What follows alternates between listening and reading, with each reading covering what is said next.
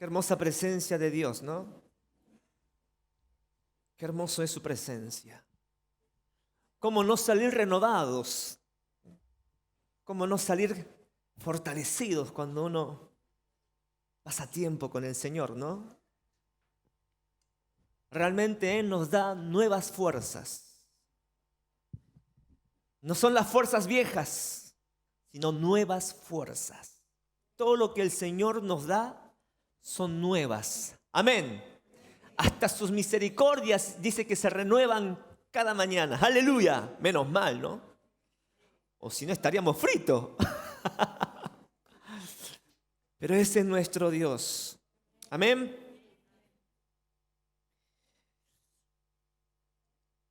Vamos a leer Habacuc, capítulo 2, versículo 4.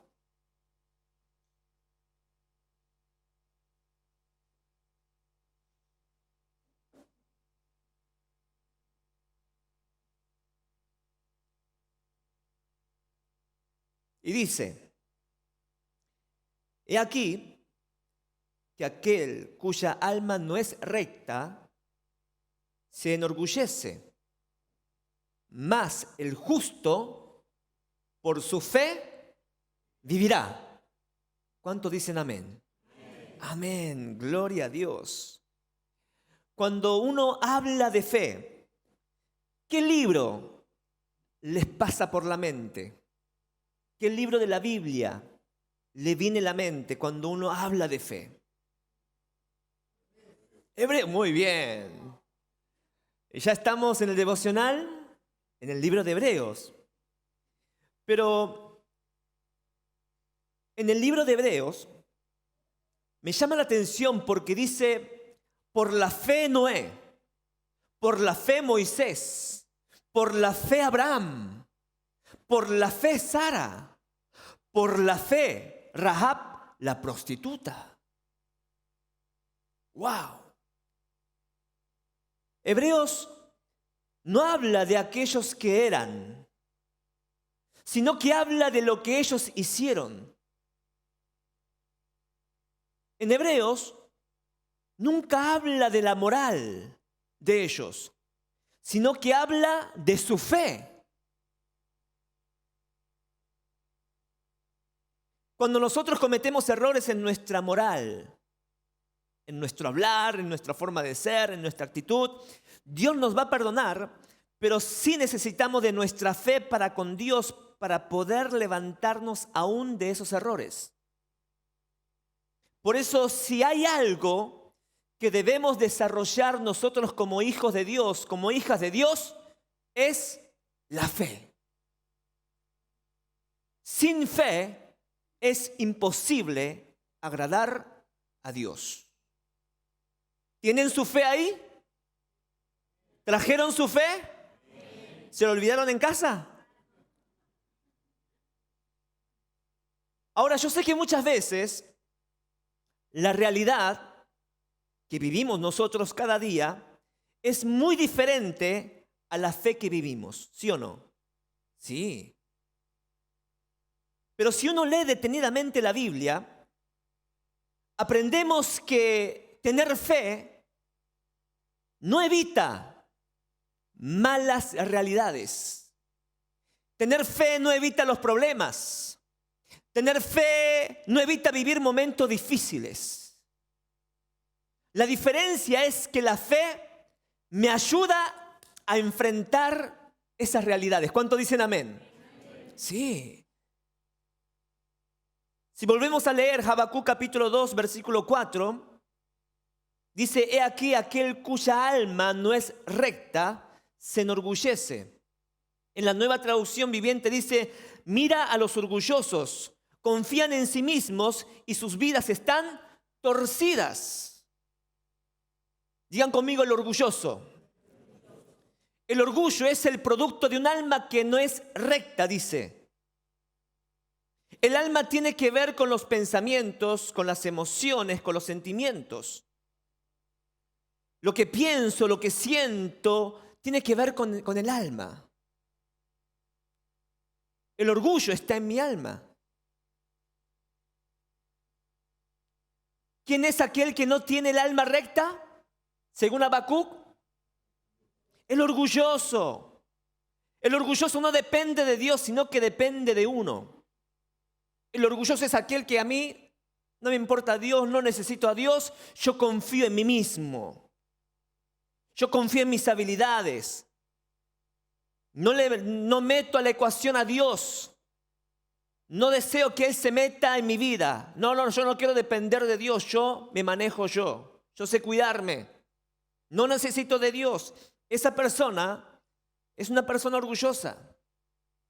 Cuando una persona no depende de Dios, maneja su vida a su forma. Pero cuando una persona depende de Dios, maneja su vida a la forma de Dios. Dios no es un juez. No es un juez que castiga. Es juez, pero no es un juez que castiga, sino un padre que educa. Que educa. Ojo, antes de la caída está el orgullo. Toda persona que cae en graves errores fue primero porque se llenó de orgullo. Por eso cae. ¿Quién cae en pecado? Cuando se llenó de orgullo. El orgullo impide reconocer tus errores. El orgullo impide que tú aceptes las correcciones. El orgullo impide que tú puedas ser formado por Dios. Pero la humildad es lo que hace que tú digas, sí, me equivoqué. Reconozco que me equivoqué. La humildad lo que hace es, sí, necesito aprender. La humildad hace que tú aceptes el consejo y la corrección. Pregunto, ¿te gusta aceptar las correcciones? ¿Te gusta aceptar los consejos? ¿Sos de reconocer tus errores? ¿Sos de reconocer que necesitas aprender y necesitas crecer? Es más, dice la Biblia que Dios mira de lejos al orgulloso. Dios no está cerca de los orgullosos. ¿Por qué? Porque son los orgullosos que rechazan a Dios. Parecen ser cristianos, parecen creer en Dios, pero su vida demuestra que no depende de Dios. Porque las decisiones que uno toma, lo toma Él. Cada vez que hay una situación, cada vez que estás en problema, en vez de acudir a Dios, buscas lo que a ti más te parece lógico, lo más razonable, o según tus experiencias. Pero mire lo que dice.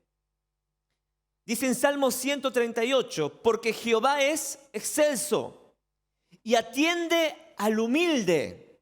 Gloria a Dios. ¿Qué hace Dios? Atiende al humilde, recibe al humilde, está con el humilde. Mas el altivo mira de lejos, dice Dios. ¿Por qué Dios atiende al humilde? Porque la humildad tiene que ver con Dios y el orgullo tiene que ver con el diablo. Pregunto, ¿qué fue lo que hizo Lucifer para que fuera expulsado de la presencia de Dios? ¿Saben que Lucifer fue un ángel hermoso? Alguien que dirigía la alabanza. Era uno de los ángeles de rango más alto de la creación de Dios. Pero ¿qué hizo este ángel? Comenzó a tener orgullo. Dijo, yo quiero ser igual a Dios. Voy a ser igual a Dios para no depender más de Él. Voy a tener mi propio reino, mi propio ejército. Comenzó a desafiar al Dios. Orgullo. Por eso fue expulsado de la presencia de Dios. Cuando él creyó que podía hacerlo sin Dios, fue expulsado de la presencia de Dios. El error más grande del ser humano es creer que puede sin Dios. Tu error más grande de tu vida Va a ser el momento que digas, yo puedo sin Dios. Yo puedo solucionar esto sin Él. Lo puedo hacer. Ese es el grave error de tu vida. Creer que puedes llevar una buena vida sin Dios. De ninguna manera. Pero hoy te voy a mostrar la razón por la cual necesitamos a Dios para enfrentar la realidad que estamos atravesando día a día. Si leemos en la segunda parte del versículo 4 de Habacuc capítulo 2, cuando dice, he aquí aquel cuya alma no es recta, se enorgullece. En la segunda parte dice, mas el justo por su fe vivirá. Es decir, la fe se nos dio para vivir. La fe se te dio para vivir. Ahora, fe no es religión, Fe es el poder que Dios le dio al ser humano para poder creer. ¿Cuántos dicen amén? Claro. Miren, todo lo creado primero creyó. Por ejemplo, primero se creyó en esa silla que está sentado vos, Mirko. Y luego fue creado. El aire acondicionado, el que inventó antes de inventar, creyó y se creó. ¿Me están captando la idea?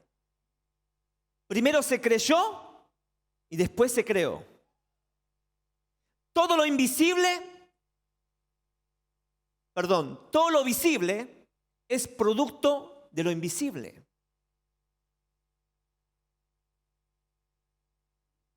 Es decir, la fe es creer en lo que no veo.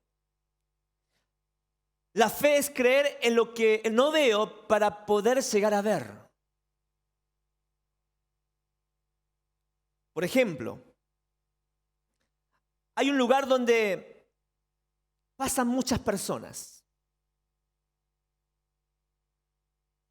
Y en ese lugar, en ese lote, hay escombros, hay basura. Y claro, pasan todos los días cientos de personas en ese lugar. Pero nadie ve nada. Solamente ve, basura y escombros. ¿Quién va a quedarse mirando la basura y el escombro ahí? ¿Alguien se queda mirando? ¿Hay algo para ver ahí? No, la gente pasa y pasa, no hay nada para llamar la atención ahí. Pero un hombre de fe, un día se pone ahí y mira un edificio. Mira oficinas. Mira un departamento. Mira una construcción de su propia casa. Pero hay basura y escombro, pero él se cree, se imagina un edificio, una casa. ¿Ustedes saben lo que era antes en este lugar?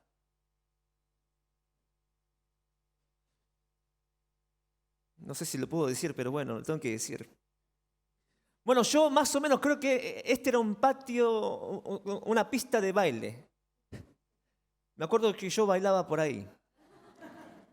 Y para allá estaban las barras donde tomaban alcohol. Este lugar era un bar coreano. Se llamaba Siglo XXI. Hasta el nombre me acuerdo. Fui una vez. Y había una pista de baile. Ahí tenía las mesitas donde uno tomaba cerveza. ¿Quién se hubiera imaginado que este lugar se iba a levantar una iglesia?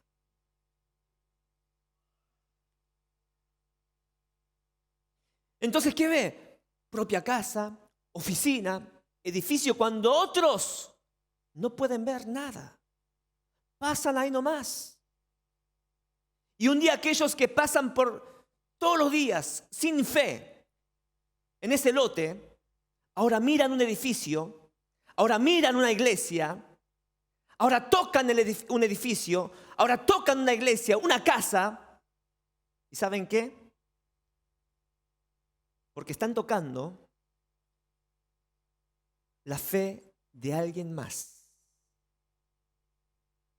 Gracias a un hombre, una mujer que tuvo fe. Ahora todos aquellos que pasaban sin ver nada, ahora ellos tocan. Y por la fe de ese hombre, esas personas también tienen fe. Porque todo lo que yo creo tiene el poder de crear. El problema es cuando creo lo incorrecto. El problema es cuando creo lo que mi realidad me dice. Muchas veces creemos en algo que todavía no sucedió, ¿sí o no? Nos vamos preocupando de antemano. Algo que todavía no ha pasado y ya estamos preocupados. Pregunto, ¿qué es lo que querés creer? ¿Querés creer lo bueno o lo malo? Ay, pastor, usted no es un ser humano. Usted no se preocupa. Claro que sí. Claro que me preocupo. Soy un ser humano. Pero cuando vuelvo a meditar, digo, no voy a pensar en esto, no voy a creer en esto. Yo creo en mi Dios, que tiene el control.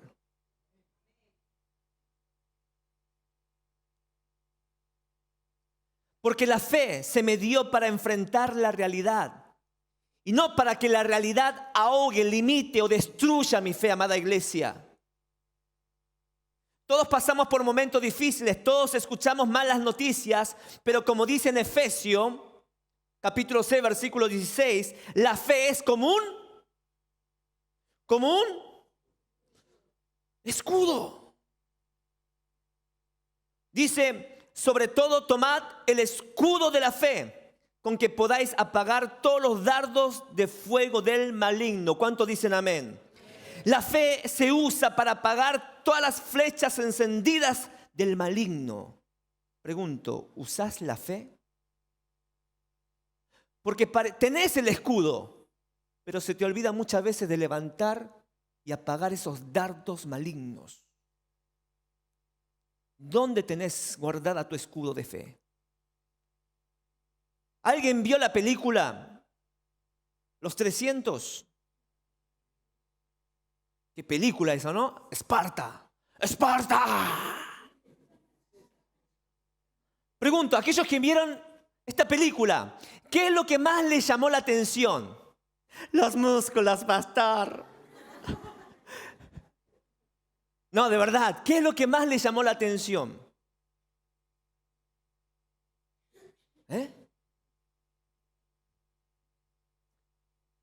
De verdad, les llamó la atención los músculos, ¿no? Babosas. ¿Saben lo que a mí me llamó la atención? Lo que más me llamó la atención de esa película, de los Espartas, de los 300, era el escudo. ¡Oh, tremendo escudo! Cubría todo su cuerpo. Es más, eran solamente 300 contra millares de ejércitos de Artajerjes. Artajerjes, ¿no? Estaba harto Jerjes. Pero ¿cómo se pudieron defender? Con el escudo. Si usás la fe del escudo, ¿cuántas cosas podrías haber evitado? ¿Cuántas batallas podrías haber vencido? Pero al no usar la fe, el escudo de la fe, estás siendo zarandeado por el maligno, por pensamientos, por sentimientos, por emociones, por las realidades que tú estás viviendo. Dios sabía que en esta vida nosotros íbamos a ser decepcionados, íbamos a ser heridos, íbamos a tener una vida donde el enemigo nos va a zarandear, pero Dios dijo, tranquilos, les doy lo que ustedes necesitan para vivir. ¿Qué es? ¿Qué es? Fe. Fe.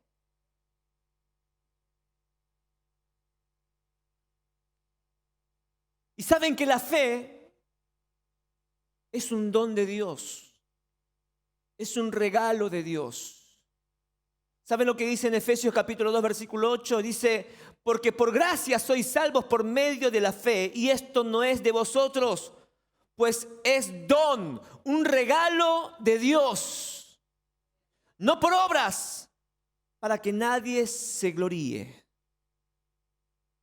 Es decir, Dios te dio, te regaló ese don, la fe. ¿Para qué? Para creer. Pero ¿dónde la tenés guardada?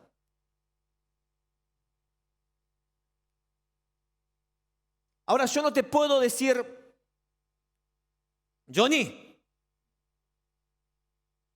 recibe mi fe. Yo no te puedo decir, no te puedo dar esa fe porque es mía. ¿Sí? Porque cada uno de nosotros tenemos una medida de fe. ¿Sí? Yo no le puedo dar mi fe, mi medida de fe a él, que quizás su medida de fe no es la misma que la mía. Y en Romanos dice que cada uno Dios nos dio según la medida de fe. Ya no puedo impartir mi fe, yo no puedo impartir mi fe a Johnny. Pero la fe, sí yo le puedo inspirar. Yo puedo inspirar fe para que él la desarrolle. Tus hijos van a vivir por fe, por la fe que ven en que tú tienes. Pero ellos van a desarrollar su propia fe en Dios. Eso les toca a ellos. Lo que pasa es que venimos en hogares donde no vimos fe. Hemos crecido donde nuestros padres, en vez de actuar por fe, terminan siempre tomando la decisión humanamente. Y entonces, claro, al no ver, no aprenden y no desarrollan la fe. Lo que vimos fue malas noticias, lo que vimos fue pobreza, es que tú no puedes, lo que vimos es que vas a morir joven. Este país ya no puede más, ya no se puede vivir más en este país. Y de repente comenzamos a consumir estos pensamientos, emociones y argumentos que no puedo, que esto no va más. Y comenzamos a oír voces como, ay, mira, si tendrías tanto dinero, lo lograrías. Ay, mira ese hermano, tiene un carro, tiene casa. Ay, si yo tuviera lo que él tiene, saldría de este aprieto, ¿no? Y comenzamos a tener imaginaciones o pensamientos errados. Y si tienes esto, y si tienes un título, y si estudias esto, si tienes tu propia casa, te va a ir mejor. Y comenzamos a direccionar la fe en algo. La fe en algo. Y te voy a decir algo.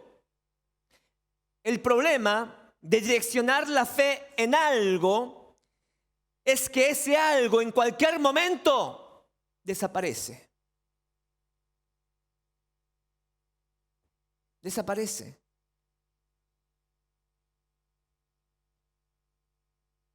A ver, ¿quién tiene un celular último modelo? Hoy faltó Rupert.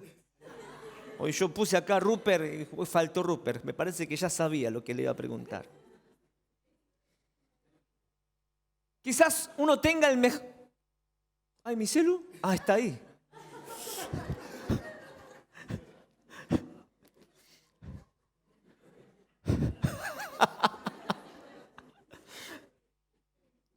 Quizás uno tenga el mejor celular, el último modelo. Pero ese celular va a pasar de moda. Richard, qué lindo auto que tiene usted. Es un hermoso auto lo que tiene él. 0 kilómetros. Pero si yo pongo mi fe en ella, algún día se va a fregar el auto. Y no va más. No va más. Mi cuerpo también.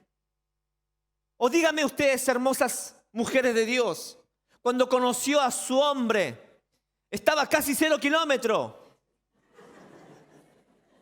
A veces le decía, esposo, Mostrame tu abdomen para limpiar la ropa. Pasa los años, pasa el tiempo y comienza a fallar el pobre. Ya le duele la cintura. Cuando llueve, tiene un poder sobrenatural. No sé cómo, pero los ancianos dicen, va a llover. ¿Cómo se da cuenta? Porque siento dolor en mis huesos.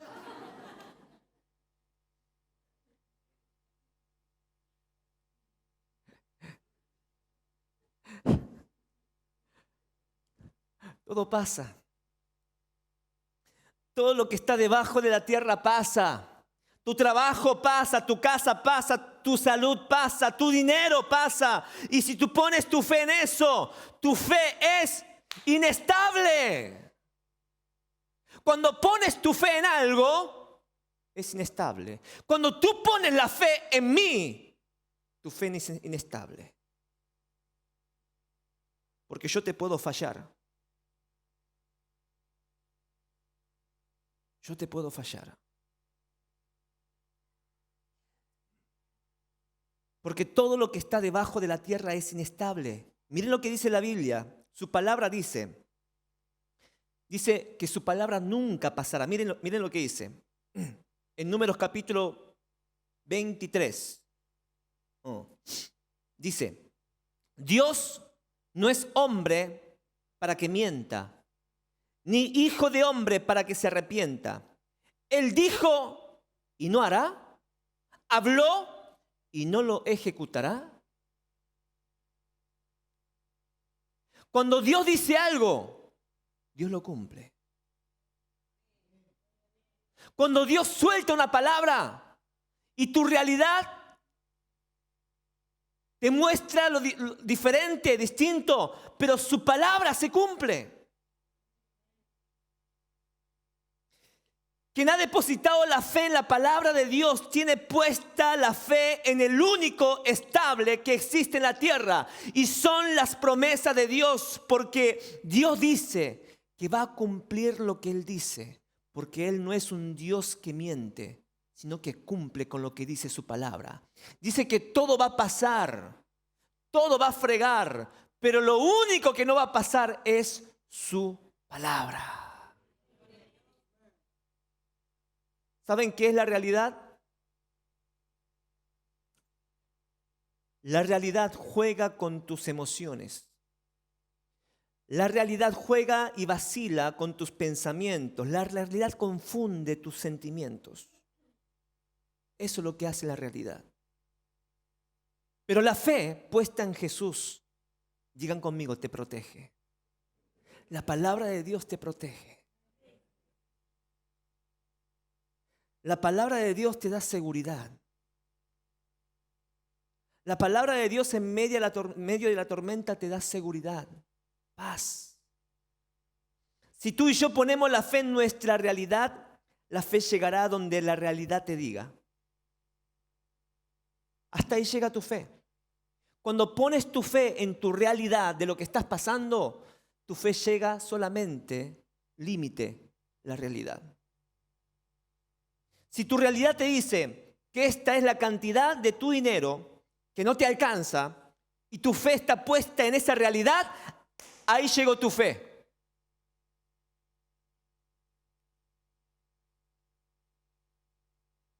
¿Me están entendiendo lo que estoy diciendo?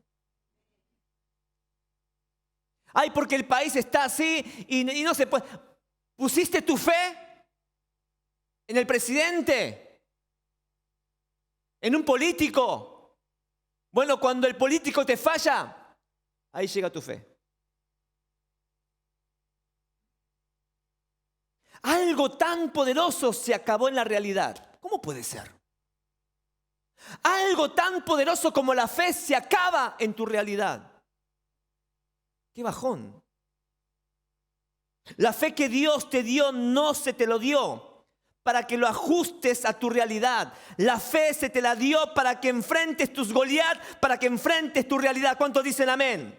El trono del rey Saúl no se la dio para esconderse, sino que se la dio para vencer a Goliat. ¿Pero qué hizo el rey Saúl? se escondió en el trono. Ahora, cuando tú usas la fe para ponerla en Dios, no en algo, sino en Dios, tu fe llegará donde Dios te diga. Gloria a Dios. Tu fe llegará donde Dios te diga y no donde tu realidad te dice. Tu realidad te dice, te vas a morir, pero tu fe en Dios te dice, por las llagas de Cristo soy curado, soy sanado. Aleluya. ¿A quién le crees más? ¿A tu realidad? ¿A lo que dice el doctor? ¿O te quedas con lo que Dios te dice? ¿Para qué está la palabra de Dios? ¿Para qué Dios se nos dio la fe? Para esto. ¿Para qué va a ser? Isaías 53, versículo 5. Más el herido fue por nuestras rebeliones, molido por nuestros pecados. El castigo de nuestra paz fue sobre él, y por sus llagas fuimos nosotros curados. Si lo crees, di conmigo amén. Amén. Si crees en esta palabra, si crees en Jesús, di amén. Tu realidad dice, no alcanzarás, no te va a alcanzar el dinero, pero tu fe en Dios te dice, mi Dios pues suplirá todo lo que os falte conforme a sus riquezas en gloria en Jesucristo. ¡Aleluya!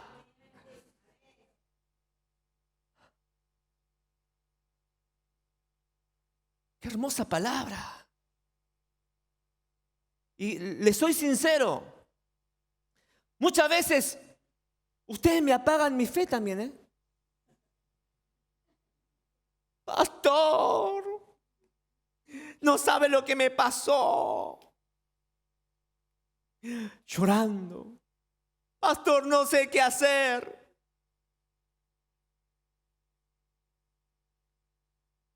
A veces me apagan. Yo tengo que levantar la fe, el escudo de la fe, para apagar los dardos que muchas veces ustedes me la envían a mí.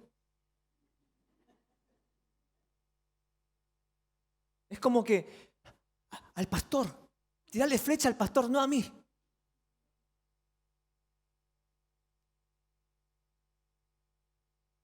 Y yo tengo que levantar el escudo de la fe. Pero hay muy pocos hermanos que me dicen, pastor, estoy pasando por esto, pero tengo fe. ¡Wow! Me alentó.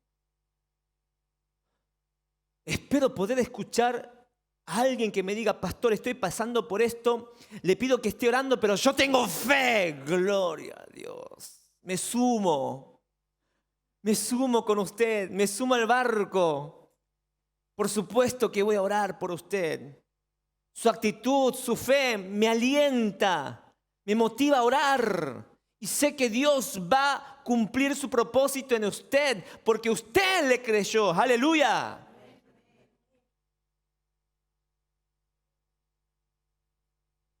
La fe en Dios, o la fe en Dios es que las circunstancias que yo vivo pueden cambiar porque yo creo en alguien que está por encima de mis circunstancias y de mis problemas. Tu realidad afecta tus emociones, tus pensamientos, tus sentimientos. Lo primero que te visita es el temor. Y el temor te paraliza. Me acuerdo que un amigo mío, no voy a decir el nombre, dice que estaba en su casa y entró a la cocina y cuando estaba sacando el sartén se quedó paralizado. ¿Por qué? Había un ratón. Dice que el ratón se quedó así mirando quieto y él también como que y no sabía qué hacer. Dice que nunca se imaginó que él tenía miedo a los ratones, pero dice que se quedó paralizado. Y cuando el ratón se movió, ¡ah! Se movió él. El temor te paraliza, ¿sí o no? El temor te detiene. ¿Saben qué es el temor? El temor es pensar en lo peor en medio de una situación. Ese es el temor. Otra vez, el temor es pensar en lo peor en medio de una situación. El temor te lleva al límite del peor escenario. Pero la fe te lleva al mejor escenario. ¿Cuántos dicen amén? Amén. Tú decides dónde quieres estar entonces. ¿Dónde quieres estar? Le voy a pedir a los chicos. Miren lo que dice en Daniel capítulo 3, versículo 17 y 18. Bueno, más o menos el contexto de esto es de los tres amigos de Daniel. Sadrach, Mesach y Abednego. ¿Se acuerdan los tres amigos de Daniel? Bueno, en una ocasión el rey Nabucodonosor levanta una estatua de él, de oro, y decreta que todo aquel que no se incline, ¿sí?, no adore a esa estatua, enseguida echará al fuego del horno. Y claro, los tres amigos de Daniel, ¿adoraron o no adoraron? No se inclinaron de ninguna manera. Y el rey Nabucodonosor se entera de esto y los llama. Y le dice, les voy a dar una última oportunidad. Te doy una oportunidad. Ahora, quiero que te imagines que el rey Nabucodonosor te está haciendo esta pregunta a vos. Te doy la última oportunidad. La última oportunidad. La última oportunidad. Te doy dos opciones. La vida o la muerte. Si me adorás, te dejo en vida. Si no me adorás, al fuego del horno. ¿Qué querés? ¿Qué harías? Vamos a imaginarnos. Te da una oportunidad y te dice, ¿vas a rechazar a Dios? ¿Me vas a adorar a mí? Te voy a salvar la vida. Fe en algo. Fe en lo terrenal. Y si te niegas a adorarme, te meto al horno. Muerte. ¿Qué vas a elegir? Están todos calladitos, serios, ¿eh? Parece que algo no le gustó acá, ¿eh? ¿Le disgusta esto? Salud. Pero miren la declaración de estos tres amigos de Daniel. Daniel capítulo 3, versículo 17 dice, he aquí nuestro Dios, a quien servimos, puede librarnos del horno del fuego, ardiendo. Y de tu mano, rey, nos librará. ¡Fua! He aquí nuestro Dios, a quien servimos, puede librarnos del horno del fuego ardiendo. Y de tu mano, oh rey, nos librará. Está desafiando al rey Nabucodonosor. Versículo 18. Y si no, sepa, oh Dios. Y si no, sepa, oh rey, que no serviremos a tus dioses, ni tampoco adoraremos la estatua que has levantado. En otras palabras, está diciendo, mire rey, te vamos a decirte algo. Realidad, horno del fuego. La fe, Dios puede librarnos. Aleluya. Pero la fe también es que si Dios no nos libra, igual vamos a adorarlo. Yo digo, esta es la fe de verdad. Realidad es el horno del fuego. La fe, Dios puede librarme. Pero aunque Dios no me libre, aún así, nosotros vamos a seguir confiando en Él, creyendo en Él, adorarlo solo a Él. Gloria a Dios. Aleluya. Porque la fe no se deposita en una fecha o en una circunstancia. La fe se deposita solo en Dios. Amén. Y si Dios no quiso hacerlo en una fecha o en una circunstancia, yo sigo creyendo en mi amado Dios. El problema es de que muchos decimos, ¿no? Yo confío en Dios que el miércoles a las 12 del mediodía me van a llamar de la empresa, de un buen trabajo, gloria a Dios. Y nunca lo llamaron. Y claro, después de eso dice, ay, yo no sé si creo en Dios. Es que nunca confiaron en Dios, sino que confiaron el miércoles a las 12 del mediodía. No confiaron en Dios, confiaron en la circunstancia. Y claro, cuando no se da la circunstancia, comenzamos a dudar de Dios. Pero cuando confías en Dios, y si no es el miércoles a las 12 del mediodía, no importa, solo una cosa sé.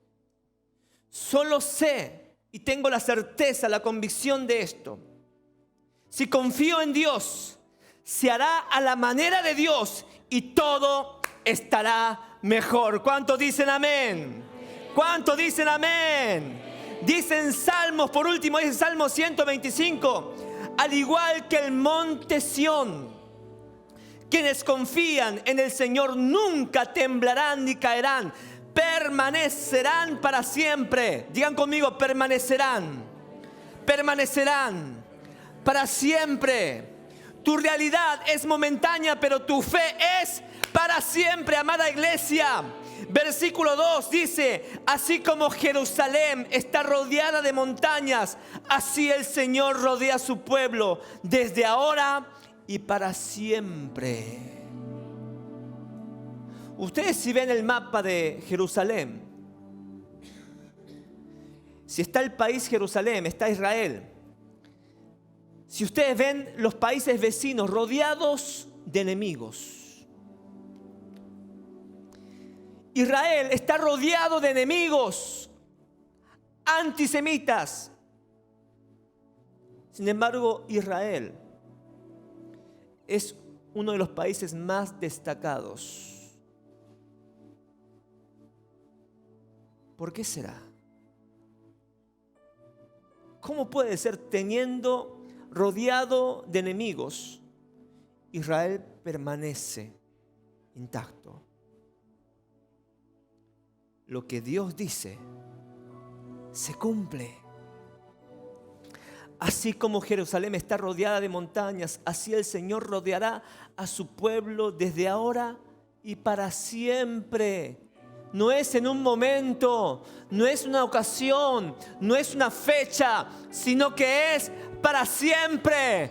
Porque todo va a pasar, pero su palabra no pasará, dice el Señor. No confíes en tus realidades, confía en el Dios que tiene mejores planes que los tuyos, amada iglesia. Si cree, decirle un fuerte amén. Aleluya.